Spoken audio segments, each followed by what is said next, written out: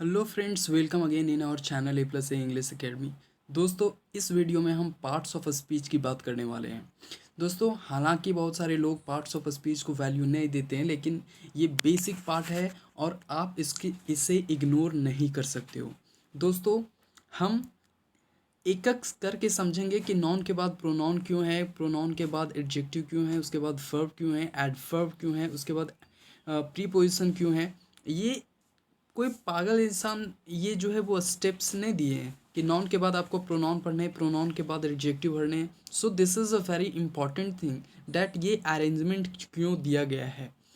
ठीक है दोस्तों, तो आइए हम बढ़ते हुए सबसे पहले हम ये समझते हैं कि आखिरकार पार्ट्स ऑफ स्पीच का मतलब क्या निकलता है। दोस्तों, when any word is used in any place of sentence, जब भी कोई सेंटेंस जो है किसी भी सेंटेंस में किसी वर्ड का इस्तेमाल होता है तो उसका कोई लॉजिक होता है और यही लॉजिक जो है वो हमको पार्ट्स ऑफ स्पीच बतलाता है।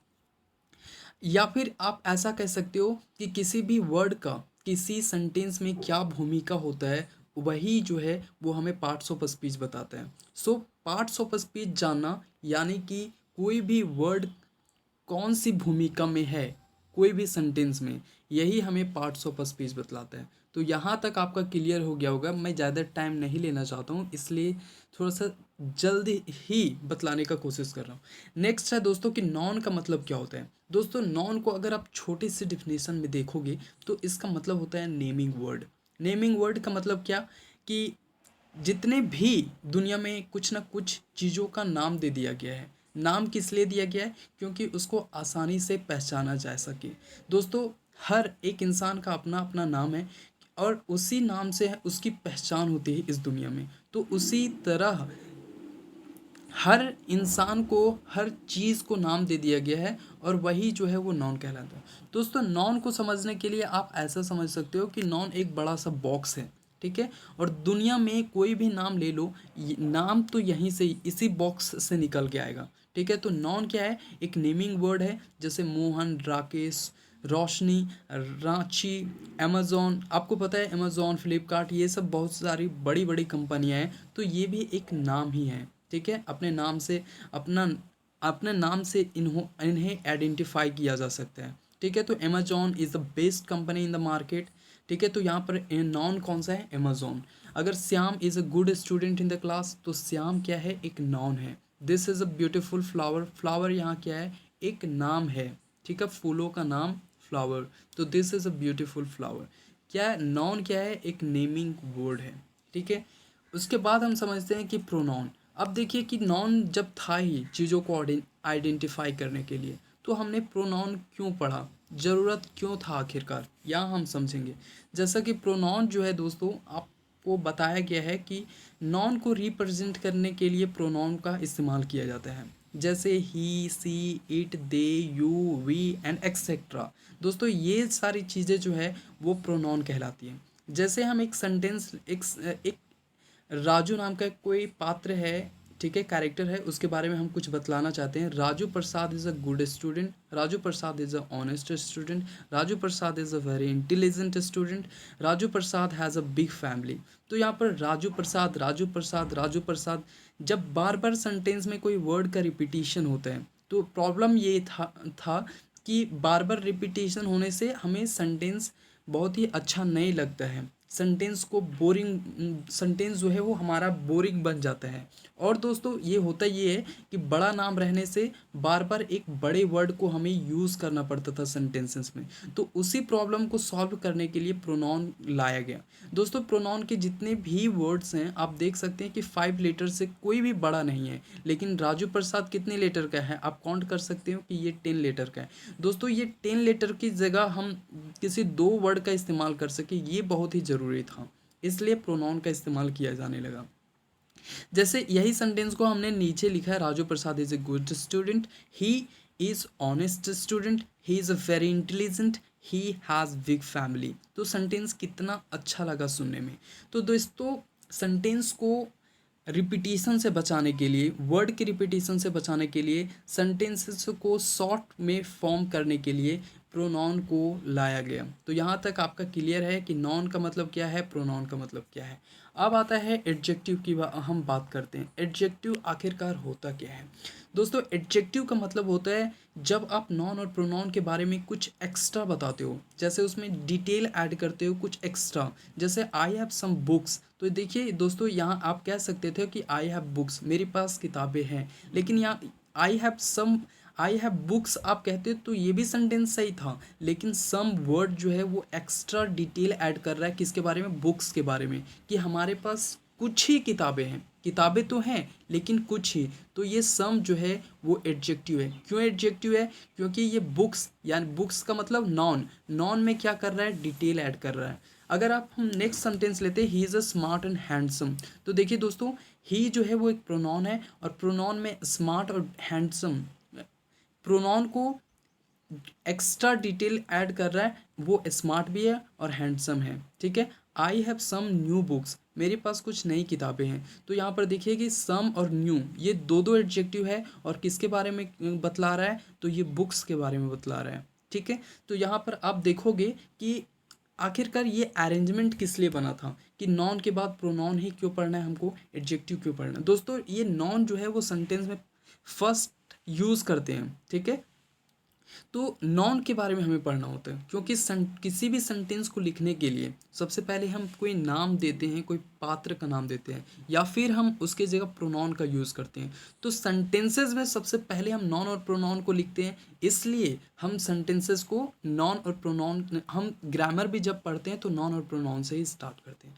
उसके बाद दोस्तों नॉन और प्रोनाउन से रिलेटेड है एडजेक्टिव, इसलिए हम एडजेक्टिव लिखते हैं। उसके बाद आपको पता है कि हम वर्ब का इस्तेमाल करते हैं। आइए हम समझते हैं वर्ब क्या होता है। दोस्तों वर्ब क्या होता है कि वर्ब जो है वो एक कोई छोटा कॉन्सेप्ट नहीं है।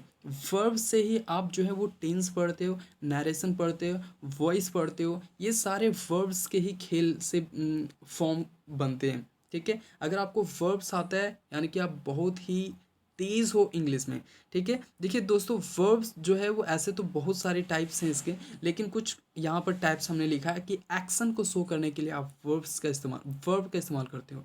टाइम को शो करने के लिए आप वर्ब का इस्तेमाल कर लेते हो। हैपनिंग का इस्तेमाल कर, हैपनिंग को जब शो करना होता है तो आप वर्ब का इस्तेमाल करते हो। जैसे ही वेंट देयर, वह वहाँ गया, तो दोस्तों वेंट जो है वो एक्शन है, वह वहाँ गया, तो यहाँ पर जो है वो वेंट जो है वो एक्शन दिखा रहा है, और ये क्या है, वर्ब, ठीक है। नेक्स्ट हम लेते हैं राम वॉज किंग, राम जो है वो राजा था, Ram was king, Ram was a king होना चाहिए था, ठीक है दोस्तों। तो यहाँ पर ए लगना चाहिए था, टाइपिंग मिस्टेक। तो राम वॉज अ किंग, ठीक है। तो राम एक राजा था, तो यहाँ पर देखिए वॉज जो है वो, यहाँ पर देखिए कहीं भी आपको ऐसा वर्ड नहीं दिखेगा, लेकिन एक वॉज है जो वर्ब है, वही हमें पास्ट के बारे में बता रहा है। तो वर्ड जो वर्ब है वो हमें टाइम के बारे में भी बतलाता है। एक सेंटेंस लेते हैं, ही इज़ अ डॉक्टर, वो एक डॉक्टर है। तो यहाँ पर इज़ जो है वो हैपनिंग को दिखला रहा है कि वो ये चीज़ है, वो डॉक्टर है, ठीक है। तो यहाँ पर ई जो है वो टाइम को भी दिखला रहा है, ऐसा भी है। तो एक्शंस, टाइम, हैपनिंग को शो करने के लिए वर्ब का इस्तेमाल किया जाता है। तो देखिए दोस्तों आपने यहाँ ये सीखा कि सबसे पहले नॉन सेंटेंस में पहला स्थान रखता है, इसलिए नॉन के बारे में पढ़ते हैं। उसके बाद प्रोनाउन पढ़ते हैं क्योंकि नॉन की जगह इस्तेमाल कर सकते हो। उसके बाद एडजेक्टिव इसलिए पढ़ते हैं क्योंकि नॉन और प्रोनाउन के बारे में जब कुछ बतलाना होता है तो एडजेक्टिव का इस्तेमाल करते हैं। उसके बाद कोई भी सेंटेंस फॉर्म, दुनिया का कोई भी सेंटेंस फॉर्म करते हो, नॉन या प्रोनाउन इस्तेमाल करने के बाद आप किसी वर्ब का ही इस्तेमाल करते हो, इसलिए हम उसके बाद वर्ब का इस्तेमाल करते हैं। दोस्तों नेक्स्ट जो है वो हमारा है एडवर्ब। एडवर्ब आखिरकार वर्ब के बाद क्यों आया, ये हम समझते हैं। दोस्तों एडवर्ब का मतलब है add details to the meaning of verb, यानी कि जब आप ऐड करते हो डिटेल्स किसके बारे में, वर्ब के बारे में कुछ डिटेल ऐड करते हो। जैसे मैं कहूँ यहाँ पर दोस्तों, अगर आपको किसी भी सेंटेंस में एडवर्ब को पहचानना हो तो आप वेयर से सवाल कर सकते हो, हाउ से सवाल कर सकते हो, वेन से सवाल कर सकते हो, वाई से कर सकते हो, हाउ ऑफन से कर सकते हो। जैसे ही इज़ रनिंग फास्ट, तो यहाँ पर हाउ से सवाल कीजिए इस सेंटेंस में, वो कैसे दौड़ रहा है, दौड़ रहा है कैसे, रनिंग, यानी कि वर्ब से जब आप सवाल करोगे तो यहाँ पर आपको आंसर मिलेगा फास्ट, वो कैसे दौड़ रहा है, रनिंग कैसे कर रहा है, तो वो फास्ट दौड़ रहा है। तो यहाँ पर देखिए कि हाउ का आंसर हमको मिल रहा है, यानी कि ये फास्ट जो है वो एक एडवर्ब है। उसके बाद हम नेक्स्ट सेंटेंस लेते हैं, ही वेंट देयर। तो यहाँ पर वेंट से सवाल किया जाए कि कहाँ जा रहे भैया, तो वेयर, वेयर का आंसर यहाँ पर मिल रहा है, यानी कि आप कह सकते हो कि देयर जो है वो यहाँ पर एडवर्ब है। आई नेवर गो देयर, मैं वहाँ कभी नहीं गया। तो हाउ ऑफन, कब गए, कब, हाउ ऑफन मतलब कब, वो कब गए थे, तो मैं कभी नहीं गया। तो यहाँ पर गो से अगर सवाल किया जाए तो नेवर का। तो यहाँ पर देखिए कि अगर वर्ब को, वर्ब के बारे में जब आप डिटेल ऐड करते हो, वर्ब के बारे में बताते हो कि वो स्लो था, वहाँ जा रहा था, वो कभी नहीं गया, तो उसके लिए हम एडवर्ब का इस्तेमाल करते हैं। तो ये लॉजिक आप खुद कनेक्ट कर लिए होंगे कि वर्ब के बाद हम वर्ब के बारे में कुछ बतलाना होता है तो एडवर्ब, इसलिए सबसे पहले नॉन, प्रोनॉन, एडजेक्टिव, वर्ब, उसके बाद एडवर्ब का वर्ड का इस्तेमाल होता है। दोस्तों नेक्स्ट जो है वो प्रीपोजिशन है। प्रीपोजिशन जो है वो एक रिलेटिंग वर्ड है, ठीक है। रिलेटिंग वर्ड कहने का मतलब है कि वर्ड को केवल रिलेट करने का काम करता है। प्रीपोजिशन को किसी से मतलब नहीं होता है कि हम नॉन को नॉन से रिलेट कर रहे हैं या वर्ब को वर्ब से रिलेट कर रहे हैं, या उसको वो जो भी मिले वो रिलेट करने का काम करता है। दोस्तों यहाँ पर देखिए, ही वेंट, यहाँ पर टू भी लगा सकते हो, टूवर्ड्स भी लगा सकते हो, विथ भी लगा सकते हो, विदाउट भी लगा सकते हो, ठीक है। कोई भी लगाओ, ये सारे प्रीपोजिशन है, वो कनेक्ट करने का काम कर। दोस्तों यहाँ पर वेंट जो है वो वर्ब है और यहाँ पर मोहन जो है वो एक नाउन है। तो यहाँ पर देखिए कि टू भी इस्तेमाल कर सकते हो, तो यहाँ पर रिलेट करने का काम। प्रीपोजिशन को कोई भी मतलब नहीं है कि हम वर्ब को नाउन से रिलेट करते रहे। रिलेट करने का मतलब है कि केवल जोड़ देने का काम, उसको कोई मतलब ही नहीं है कि ये आखिरकार है क्या। हम अभी कंजंक्शन और प्रीपोजिशन के बीच में डिफरेंस भी देखेंगे। दोस्तों यहाँ से हम एक फाइनल कंक्लूजन ये निकाल सकते हैं कि अगर ही वेंट, अगर मान के चलो कि टू मोहन, वह मोहन के पास गया, ठीक है। तो यहाँ पर अगर दोस्तों हम ये आपको नहीं बताते कि प्रोनाउन आखिरकार क्या होता है, वर्ब क्या होता है और नॉन क्या होता है, तो आप इस सेंटेंस को अच्छे से समझ नहीं सकते हैं। जैसे मैं कहूँ कि नॉन आपको पता नहीं है, तो यहाँ पर आप इस सेंटेंस को ये नहीं कह सकते हो कि मोहन यहाँ पर नॉन है, ही जो है वो प्रोनाउन है, वेंट जो है वो एक क्या है, वेंट जो है वो एक वर्ब है। तो किसी भी सेंटेंस को अच्छे से हर एक वर्ड को पहचानने के लिए हम पार्ट्स ऑफ स्पीच को पढ़ते हैं और बहुत अच्छे से समझना चाहिए। वरना आप सेंटेंस के जब पार्ट्स के वर्ड्स को अच्छे से नहीं समझ पाओगे कि कौन नॉन है, कोई कौन प्रोनाउन है, कौन एडवर्ब है और उसका इस्तेमाल क्यों होता है और कब कब होता है, ये सारे जब हम नॉन पढ़ेंगे तब बताएंगे कि नॉन का इस्तेमाल यहाँ पर क्यों होता है और उसके पीछे का लॉजिक क्या है, ठीक है। तो हर टॉपिक में आपको बताया जाएगा कि इसका प्लेस यहाँ पर क्यों होता है। एडवर्ब का प्लेस फर्स्ट में आप यूज़ कर सकते हो या फिर आप लास्ट में यूज़ कर सकते हो। जब आप उस टॉपिक को पढ़ोगे तो वहाँ पर आपको लॉजिक बता दिया जाएगा, ठीक है दोस्तों। तो इस तरह डिटेल वे में आप अगर इंग्लिश पढ़ना चाहते हैं तो आप हमारे चैनल को ज्वाइन कर सकते हैं। दोस्तों नेक्स्ट है, यहाँ पर आपको प्रीपोजिशन समझ में आया, थोड़ा सा और आगे बताएंगे कंजंक्शन के समय। दोस्तों कंजंक्शन है दो वर्ड्स को जोड़ेगा, दो नॉन को जोड़ेगा, दो दो वर्ड्स और नॉन सेम है, तो दो सेंटेंसेस को जोड़ेगा, दो फ्रेजेस को जोड़ेगा, दो क्लॉजेस को जोड़ेगा। लेकिन देखिए यहाँ पर अगर कंजंक्शन का काम है कि दोनों साइड जो है वो सेम स्ट्रक्चर होना चाहिए, नॉन को नॉन के साथ रिलेट करेगा, जोड़ेगा, सेंटेंस को सेंटेंस के साथ, क्लॉज को क्लॉज के साथ ही जोड़ेगा, ये इसका एक फीचर है, ठीक है। जैसे हम सेंटेंस लेते हैं, आई नो, ये एक सेंटेंस है, that he is a teacher. तो यहाँ पर आई नो डैट, यहाँ पर देखिए कि आई नो और ही इज़ अ टीचर, तो आई नो मैं जानता हूँ, ये एक फ्रेज़ है, और ही इज़ अ टीचर ये दोनों आपस में सेंटेंसेस है और दोनों को रिलेट जोड़ने का काम डैट कर रहा है, यानी कि ये कंजंक्शन है। राम एंड मोहन, देखिए दोस्तों नाम, राम जो है वो नॉन है और मोहन जो है वो नॉन है, और यहाँ पर दोनों को जोड़ने का काम एंड कर रहा है, इसलिए आप कह सकते हो कि यहाँ पर एंड जो है वो कंजंक्शन है। प्रीपोजिशन जो है वो उसको कोई मतलब नहीं होता कि हम किसके किसके साथ रिलेट कर रहे हैं, वो रिलेट करने का काम करता है, और कंजंक्शन जो है वो जोड़ने का काम करता है।